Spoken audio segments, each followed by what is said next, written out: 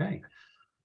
Hi there. Thank you all for joining us again for our monthly Crossroads webinar series. If you're joining us live, we'd love for feedback in the comments section. We'd love to hear what you have to, any questions that you have. Tonight, I've got Dr. Dave Gold here with me, my business partner, and he's going to be talking a lot about family therapy, the holidays. We titled this one Navigating Landmines, and how to see family during the holidays. Dave, something that struck me before I totally turn it over to you is, we did this a year ago, and you and Brad had some really good words for people about dealing with this, but it's been a year. And I know we said that last year too, but since this time last year, we finished up that set of elections that we were going through. I think we all kind of hoped we could breathe a collective sigh of relief when it came to these kind of family gatherings after that. But then we had the events of January 6th, and just all the other, just had another recent local election, continued, I don't even know what you want to call it, just continued disagreements between the sides, where it almost seems like things have things didn't settle back to center like I think they normally do after an election. It seems like they've just kind of stayed. I don't feel like we've gotten further apart, but I don't feel like we've settled back to center either. Unfortunately, Matt, I agree with you. I thought we'd be a lot further along. I had hoped we'd be a lot further along by this point, but we're just not. And that's just something that we're going to need to deal with, cope with, and adapt to. So I was going to talk tonight a little bit about dealing with families over the holidays, and very specifically talking a little bit about doing this, in the context of COVID and the political situation in our country, and how divided we are. Mm-hmm. So for things like this, for a lot of things, I always like to start with, before you go to Thanksgiving dinner, okay, it might be worthwhile to think a little bit about, what's the goal? What's your goal for going there? Okay, is your goal to impress your sibling? Is your goal to show off how successful you are? Is your goal to reconnect? Is your goal to go there to make a point and win a debate? I respectfully suggest the goal should be to eat as much pie as humanly possible. Okay. And that my football team's better than your football team. That's not difficult these days. I'm a Giants fan. But I think that really frames it. Okay? If you have an idea beforehand, proactively, what do you want to accomplish? Why are you there? How do you want to kind of set up and orchestrate this dinner? Sometimes that can help things. Another general idea is, all of us are, at the same time, we're responding to what's going on in front of us right now, but we're also reacting to things from our past, especially with family. Okay. Siblings, parents, we have a history with them, and we're reacting to both what they did to us when we were kids, what they did for us when we were kids, and also what's going on right now.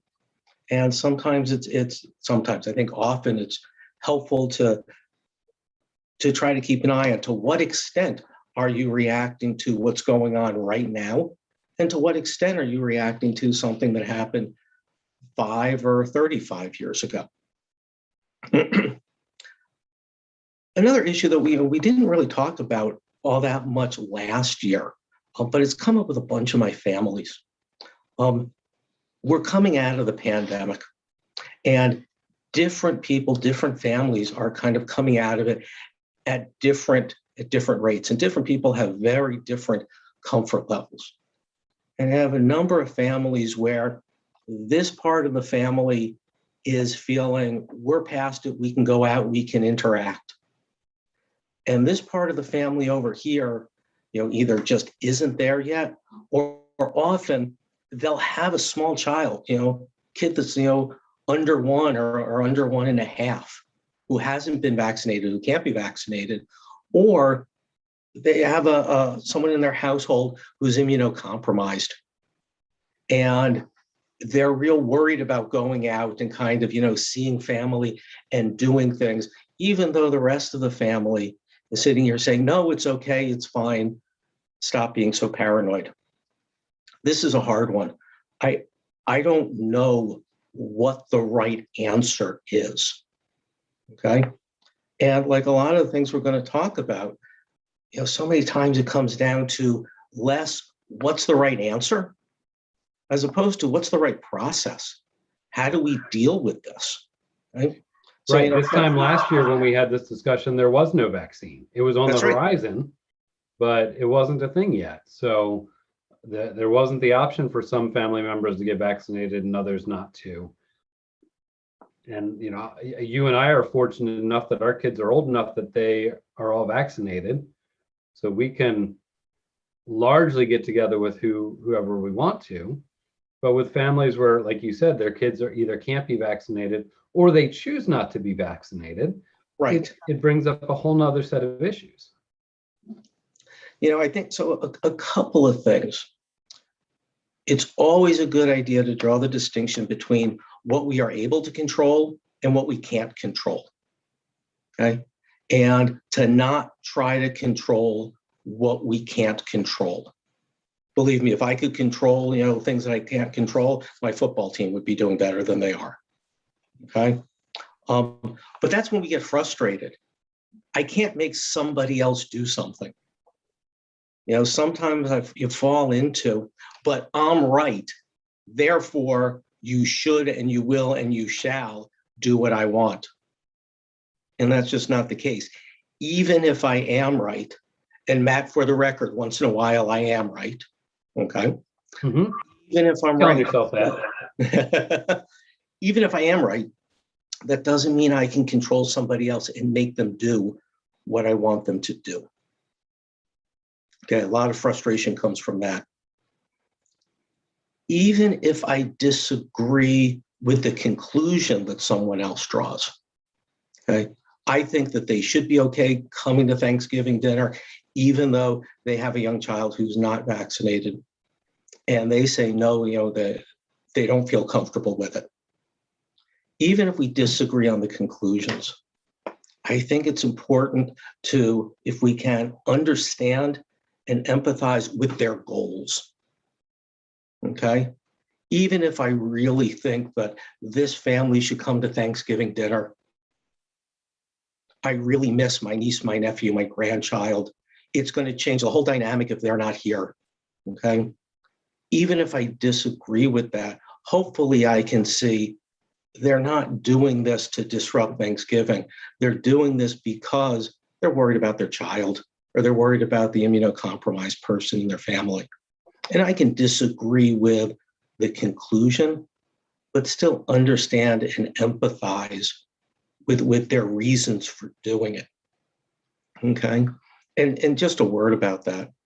A lot of us have been in the position of having a young child. Okay. A lot of us have been in the position of having someone who has a serious medical condition in our family. And it's scary. It's real scary. We feel this huge responsibility to take care of them, to protect them. And if it's a situation that we just haven't been in before, where we're feeling, I don't know what to do if. I don't know how to protect them. I don't know how to respond to it if this happens or this happens. I don't know how to protect them. That's frightening. That's scary. And I understand the natural inclination, someone to not want to put themselves in that position and to be protective, sometimes even overprotective. Mm-hmm. Okay? But I understand that motivation, and I respect that. Well, let me ask you a question here, because the additional dynamic that has come up in some of my sessions is when you have people on one end of the vaccination spectrum or the other who aren't necessarily doing it because of a family dynamic or a family need, but either aren't getting vaccinated because of political reasons, Right. right? Sure. They're saying that the government, maybe maybe they don't even have a problem with vaccines, but simply the idea of someone telling them they have to do something is they feel overstepping bounds. Or the other side around, sometimes you'll have people who think, absolutely the government should totally mandate these things. But you get what I'm saying. Those Sure. two Sure. opposites where I think they have a really hard time finding that empathic piece. Right. We're in just a minute, I'm going to get into dealing with these political types of discussions. But one thing that I think is important to throw in here, we get caught up sometimes in who's right. What's the right decision? Should you do this? Should you do this? And sometimes I think it's helpful to change the question from what's the right decision to whose decision should it be? Okay? Because if it's this person's decision, even if I disagree with them, even if I think they're wrong, even if in my mind I know they're wrong, if it's their decision, they still get to make that decision. Right?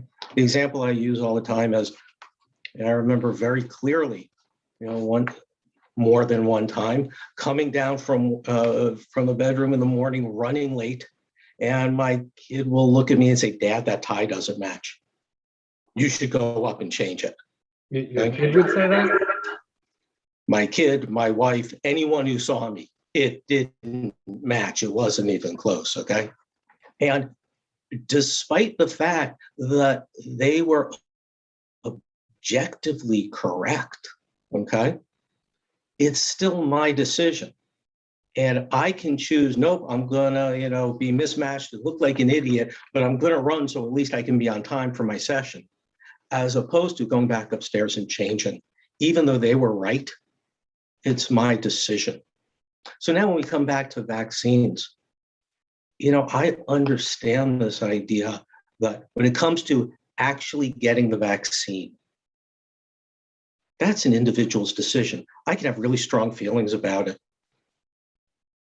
But if it comes down to that person's decision and it doesn't affect anybody else, I need to let them have that decision. And those of us who have teenagers for kids, we know that question comes up a lot, and that can often be a difficult one to navigate. So let's get in a little bit to talking about the politics. Okay. And remember I said before, it's real important to start off with what's the goal? What's the goal?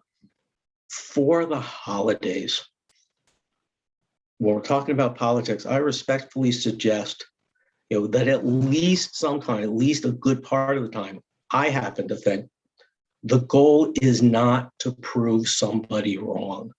The goal is not to go there and to try to win. Okay? If you want to win, lose the war. If you want to win at Thanksgiving, pull out the risk board. Right, exactly. Or in my family, Scrabble. In my family, Scrabble is a contact sport.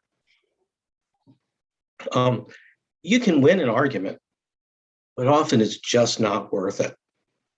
Okay. From my perspective, I think some goals, some better goals can be to find common ground.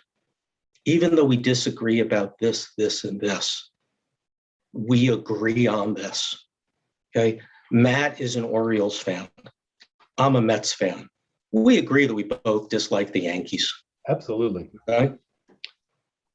Sometimes a good goal is to get to the point of being able to say, that's where we disagree. Sometimes you just get there.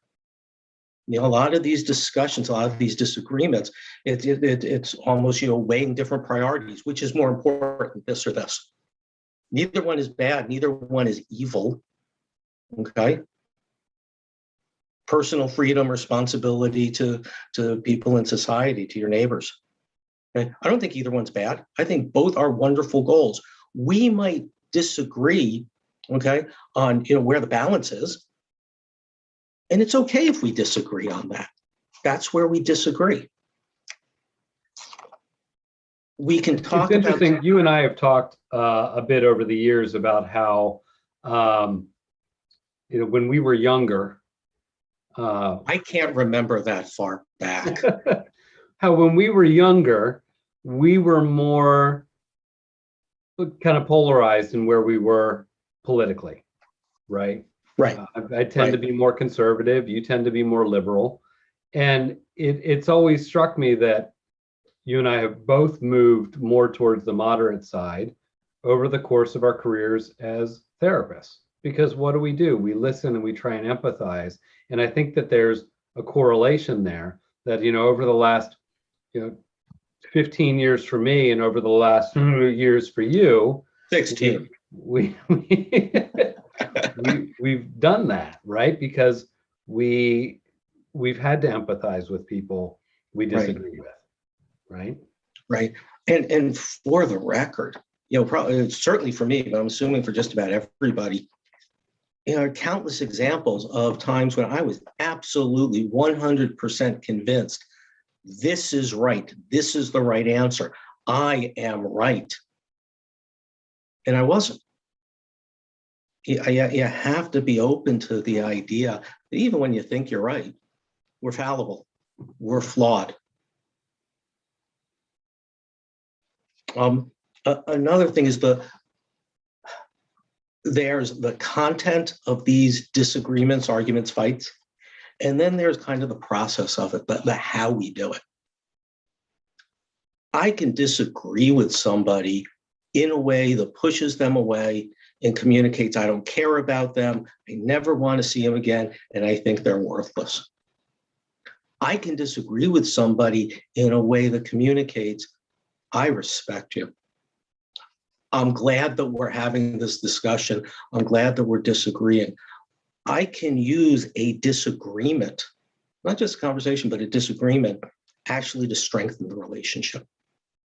So if one of my goals is, I'm not going to back down. I'm going to give my opinion. I'm not going to put my tail between my legs, but I want to do so in a way that strengthens the relationship. We can do that. We can do that. Another way to talk about this is, I think it's a goal to have the right process. And sometimes we need to think more about process than content. If I aim to get the right process, the content will follow.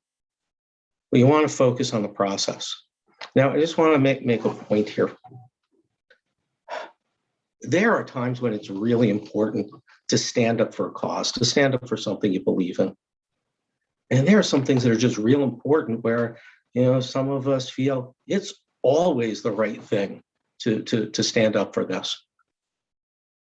Whether it's constitutional rights, civil rights, personal freedom, racism. These are really charged topics. And, a lot of us feel these are important. These are things you go to the mats on, okay? I shouldn't sit here and say, this is a situation where you do jump in and you really, go full bore, or this is a situation where you don't, right? Okay? I shouldn't tell anybody that. What I do feel is it's real important to ask the question in this particular context, at this particular time, with these particular people, when dessert is on the line, okay? Is this the right time to really jump in, go to the mattresses on something? Or is this a time to kind of stop it? Well, that's where we disagree. Mm-hmm. Okay. I don't know, which it's going to be, but I do feel pretty comfortable saying we should always be asking that question, especially in a context like a family holiday. Okay. And at what point is the relationship more important than the topic? When you're in their will. No, I'm kidding. I'm kidding. That's a subjective question. I think it's a great question. In fact, I will go further. I think it's a necessary question. Okay. But, it's a value-laden question. I can't tell somebody what the answer is, what the right answer is, what the wrong answer is. I will say the wrong process is to not consider that question and to just decide it's always this, or always that. Okay. The other thing that I found is if I am always, going, full speed ahead in this direction on this topic, it loses its effectiveness. By the third time I talk with somebody, they know what to expect. It's, kind of standard operating procedure. So what big deal? This is what David always says. Okay. If I pick and choose, well, there is that. Yeah, but I always go full speed ahead with the bad jokes. That's true. You do. Yeah, there's no holding back there. But if I pick and choose, okay, if I go to Thanksgiving and I don't go full speed ahead on this topic, and then maybe another time I get together with the same person and I push it a little bit more, that next time that I push it, it's going to carry more weight and it's actually going to be more effective. Okay. I want to talk a little bit, and Matt, you've heard me go through this spiel before. Any of you who have seen, some of our other presentations, you've heard me go through this. I want to talk a little bit about fight or flight and the way our nervous system works. Okay. The way our nervous system works is we collect information from the environment through our senses. Okay. And that information travels up our nerves to the brain. And it comes into a space in our brain, in the midbrain, called the amygdala. Okay. Now, the way our brains work is the more, highly evolved parts of our brains are in the front. And as we go to the back of our brain, it gets more and more primitive. The stuff back here, okay, the primitive part of our brain, that's, keeping your heart pumping, your lungs going, rooting for the Yankees, all of those primitive reptilian types of things. Gratuitous insult. Your amygdala is in the middle of the brain. The information goes into your amygdala and it does a quick and dirty triage. If the information is kind of normal, there's nothing threatening about that information, it goes up here to the front part of your brain, your frontal lobe, your prefrontal cortex. And this is where all the higher order thinking processes are. Okay. Synthesis, decision-making. Okay. The information is processed up here, and then it goes back to your motor cortex, and we do whatever we're going to do. Okay.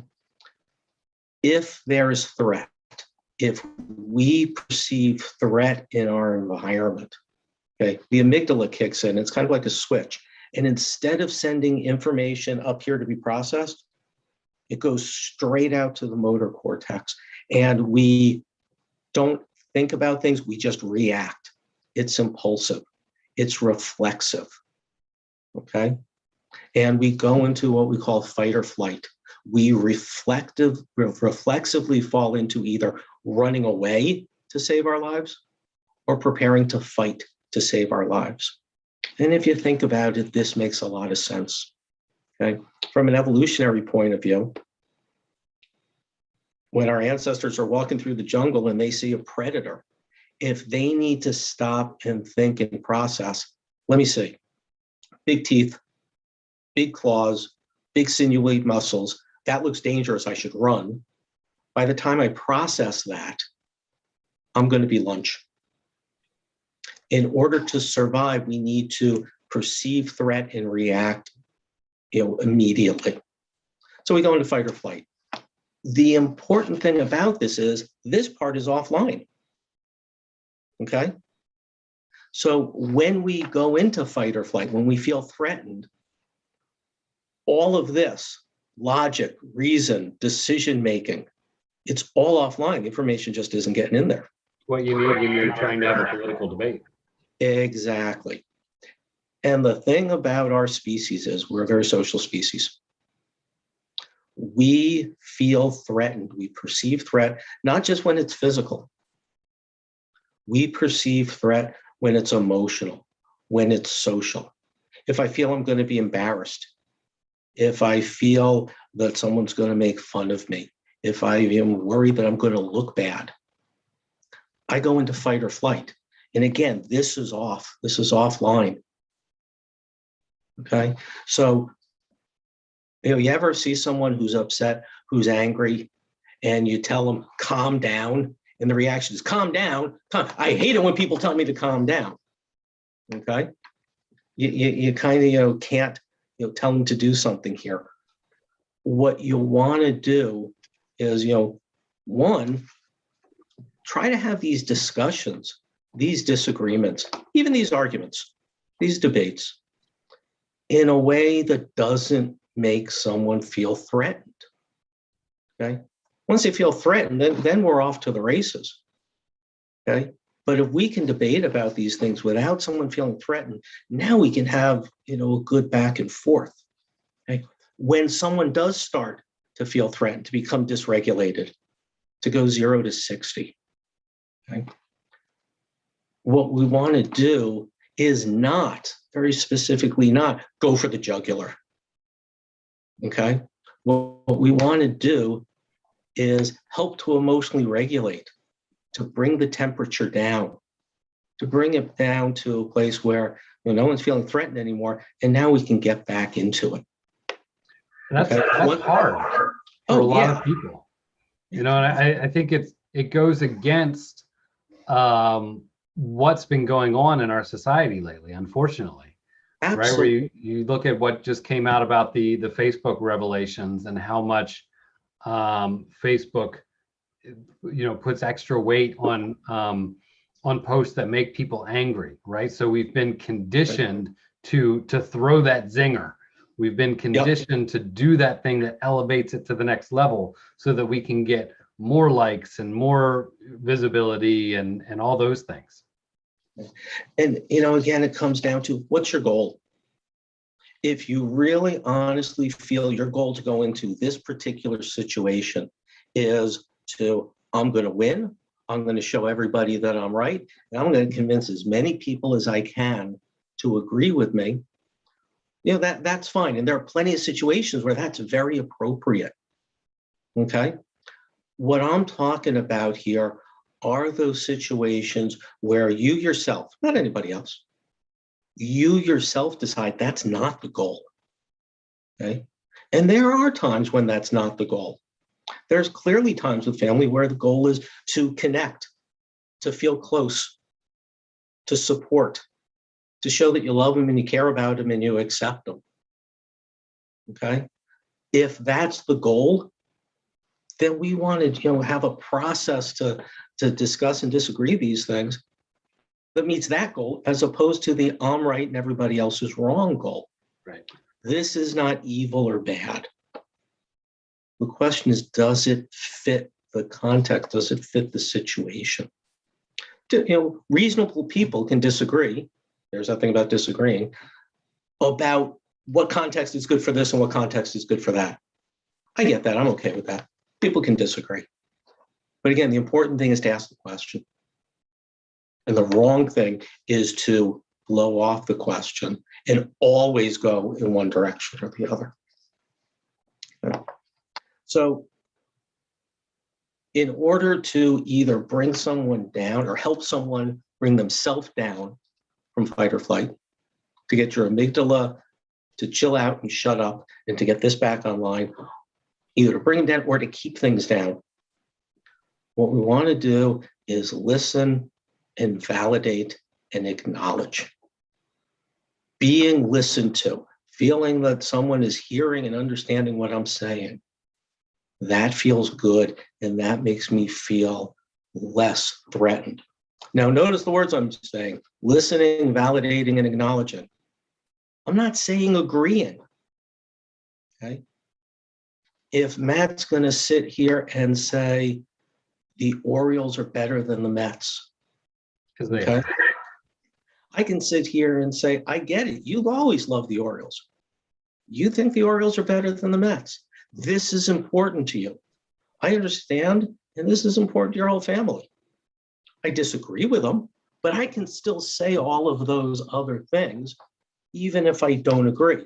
And by the way, if I say those things first, it's a lot easier for Matt to hear that I disagree without necessarily getting defensive.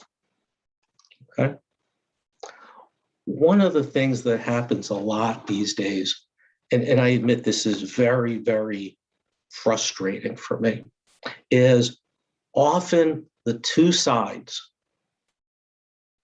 are operating from different sets of facts. This side saying this is accurate and true. This side is saying this is accurate and true. You know, and I think that's a real shame, and that's very, very frustrating. I do think it's important to sometimes label that, to acknowledge it. You know, if I'm okay with sitting here saying, you know something, that's not my understanding of what happened. I get it that if that did happen, I don't blame you for feeling the way you do. If that really is the case, if that really did happen, of course you're going to feel that way. Okay, that makes sense to me. But I disagree that that's, you know, what actually happened. We might get to a point where, hey, that's where we disagree. But I'm disagreeing, you know, with the premises, not with this other person's values, their ideas, or their thought process. And I think that's real important. If I'm disagreeing with someone, if I'm arguing and debating with somebody, and what I get from them is, Dave, you know, you're a pretty smart guy, but I completely disagree with what you're saying. I can take that. I can handle that. That's a piece of cake. I'm a pussycat with that.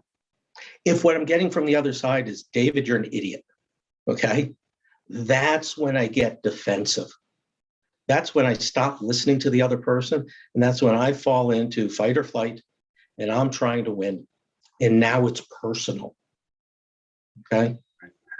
I'll try and be better about that in our admin meetings going forward. Why are you looking at me when you say that? You know, so we want to not make it personal. And you know, the other way to say this is really draw a distinction between the ideas that someone's putting out there and the person. You can criticize the ideas, you can disagree with the ideas, and still respect the individual. Okay, or at the very least, even if you don't respect them, you can treat them respectfully. I think that's a really good distinction that you just made. Yeah, yeah.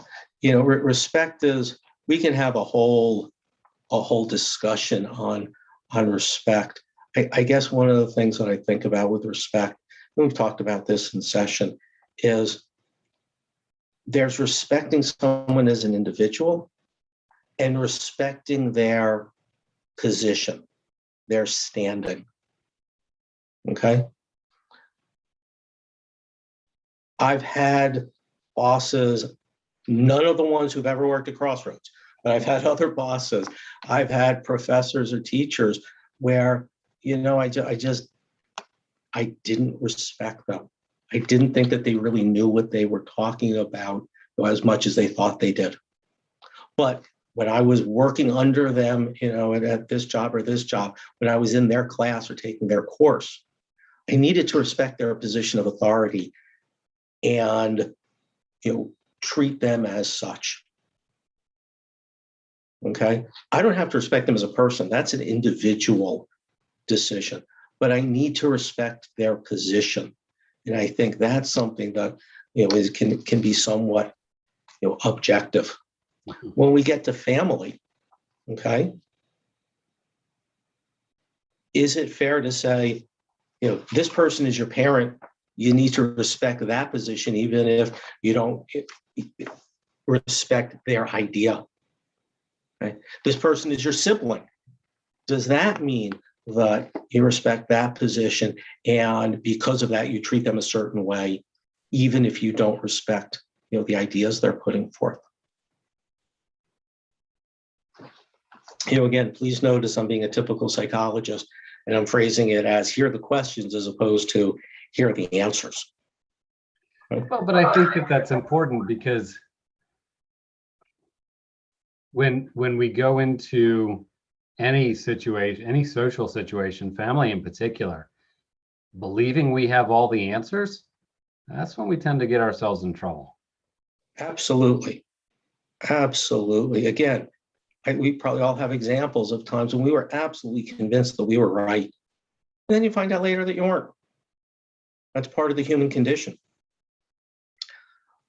Another thing when we get into these political debates is you don't want to kind of lump the other side together and stereotype them as those people.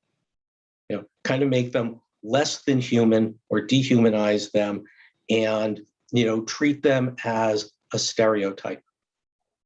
Okay? All Yankee fans are this. All Yankee fans do that. Okay? Because the fact is you can't lump them all together, whether we're talking about Yankee fans or Democrats or Republicans or psychologists for that matter. Okay? It's important to challenge our stereotypes and not lose the person for the stereotype. Okay? I keep using the word disagree. I'm okay with disagreeing. I think it's good to disagree. I don't see disagreeing as bad. And I think you can certainly vehemently but respectfully disagree. The fact is,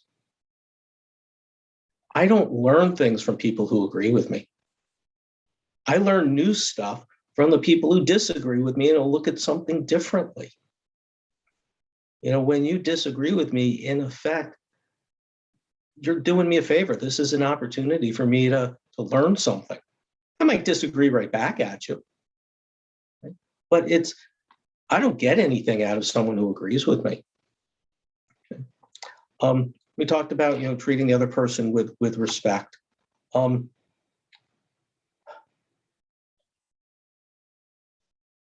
Another way to kind of think of this is, when talking about disagreeing, debating, arguing, I want to put in this idea of listening. Right? It's important to listen to what the other person is saying, even if you disagree. I can make the point it's important to listen to what they're saying, especially when you disagree. Things start to escalate from a disagreement to an argument to a fight when people feel like they're not being listened to. Okay. One way to talk to a mnemonic I kind of like is there's a difference between talking to somebody versus talking with them. If I'm talking to somebody, they're just an object. They're just there for me to throw my ideas at, and their job is to sit there and take it. Right? Talking with somebody, it's a two-way dialogue. Here's what I think is real important. You never want to equate the most extreme members on the other side with everybody that's on the other side. Okay? If there's a news story about two Yankee fans who, do this, and this, okay, have a human sacrifice before the game. It's not okay to start sitting here and generalizing that all Yankee fans do that. Okay. And it's real tempting to compare, kind of the mainstream moderate people on my side with the extreme way out there, people on the other side. Okay. Again, we don't want to confuse the extreme with the moderate, and we don't want to lump, any group of people together, even if we're talking about Democrats or Republicans or Yankee fans. It's how these things keep getting more and more polarized, right? Absolutely. Absolutely.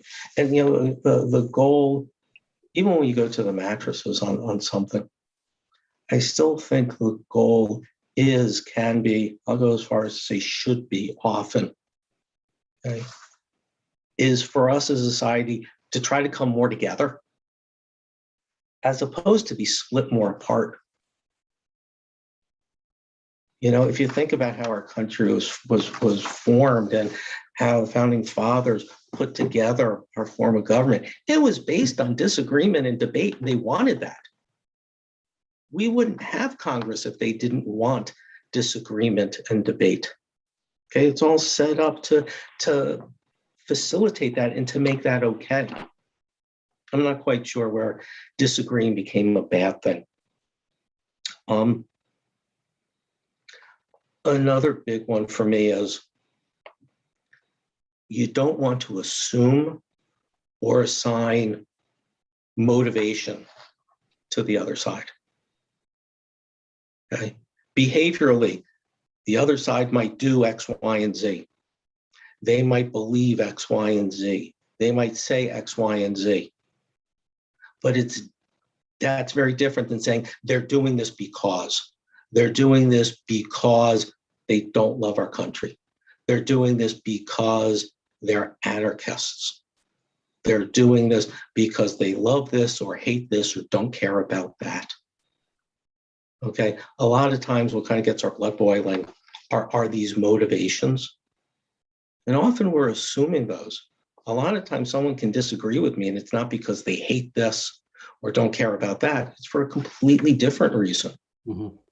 Okay, I have friends who are Yankee fans, not because they're antisocial or because they eat their young. They're Yankee fans because their parents were Yankee fans. Okay. I keep using this, Yankees as an analogy. Okay. But an important point is there's a big difference between sports and politics. And we don't want to look at politics like a sports fan. Okay. When I'm a fan of a team, I'm always rooting for that team. Period, period, period. I am always rooting for my team and I'm always rooting against the other team. Okay. And that's fine in sports. But when it comes to politics, my quote unquote team, my political side isn't always right. And the other team, the other political side isn't always wrong. And if I'm starting off with this kind of sports fan mentality, my side's always right and your side's always wrong, then why are we even talking with each other? So a couple of nuts and bolts, just kind of concrete things about this. You guys have all heard it before, but we want to use I statements. Whenever you use the word you, it feels like an accusation. Okay? Someone comes up to me, David, you're a good psychologist. My first reaction is, no, I'm not. Don't tell me what I am. Okay?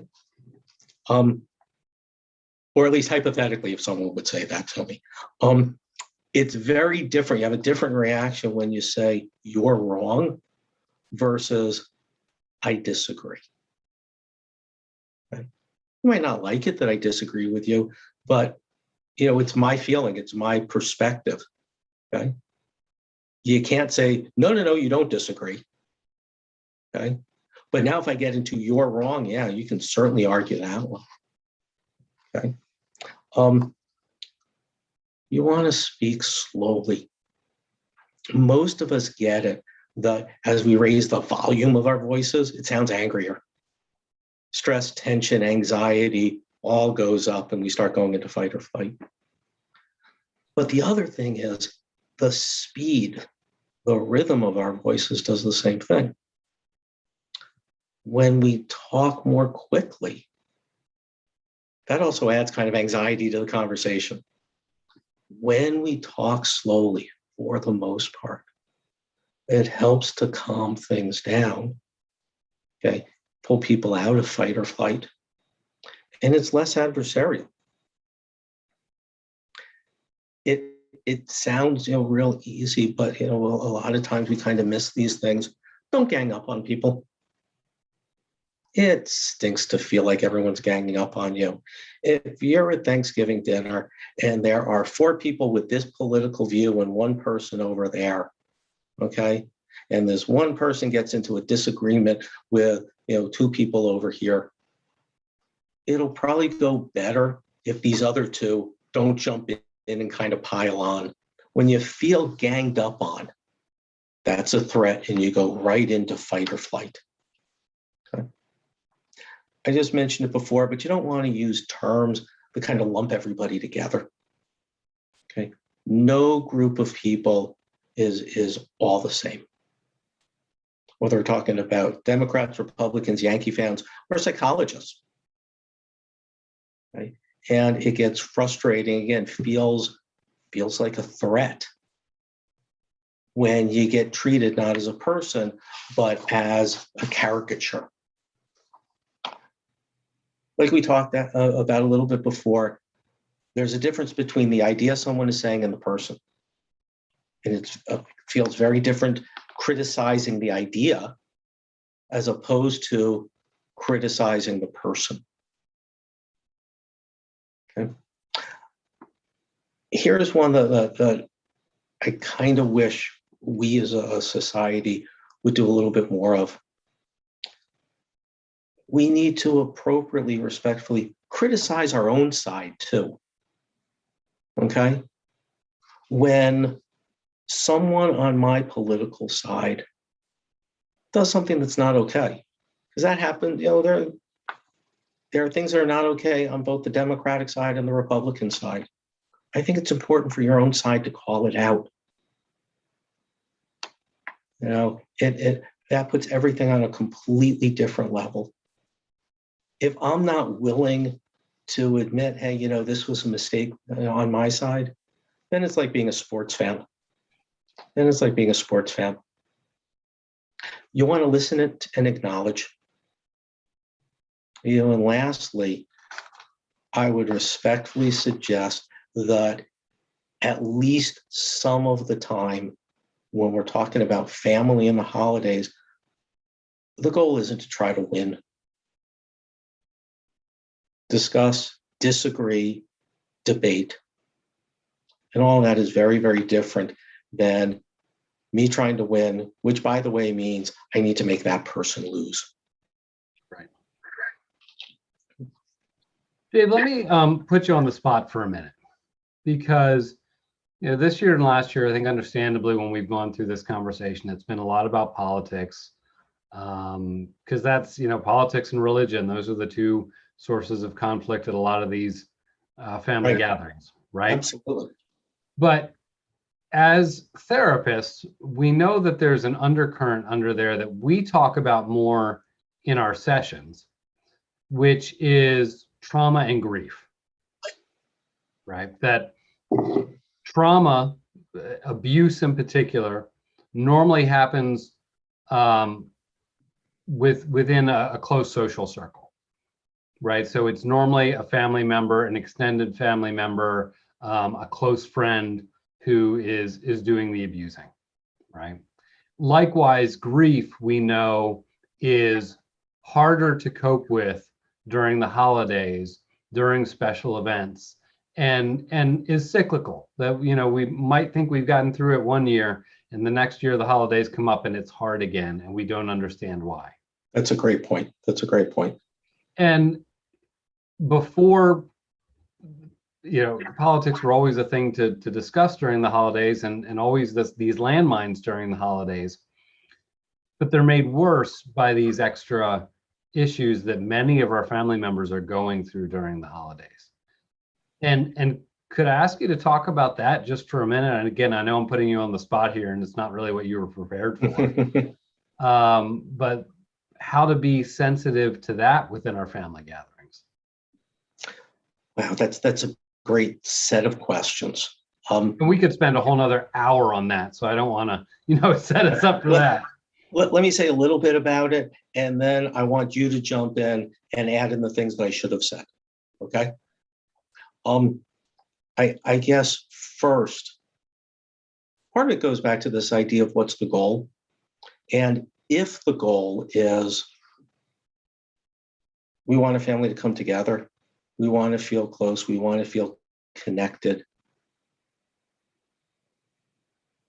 that's how that's going to structure, kind of orchestrate, me a term I like is scaffolding, how we interact with each other to make it feel a little bit safer.